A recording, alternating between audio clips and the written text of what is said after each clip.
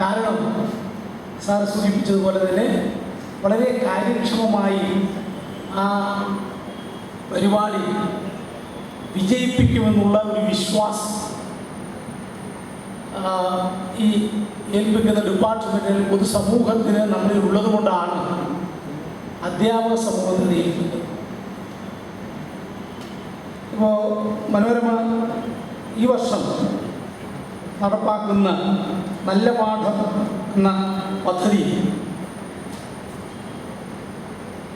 നമ്മുടെ സ്കൂൾ തലത്തിൽ നടപ്പാക്കി അതിൻ്റെ അനുമതി നമ്മുടെ പൊതുസമൂഹത്തിൽ എത്തുകയും അതുവഴി ഒരു സാമൂഹ്യ നന്മ ഇവിടെ ഉണ്ടാകും. ആ ഒരു ലക്ഷ്യം വെച്ചുകൊണ്ടാണ് എന്നെനിക്ക് തോന്നുന്നു മനോരമ ഇത്തവണ ഈ നല്ല പാഠം എന്ന ഒരു പദ്ധതിക്ക് രൂപം കൊടുത്തിട്ടുണ്ട്. നമുക്കറിയാം തീർച്ചയായും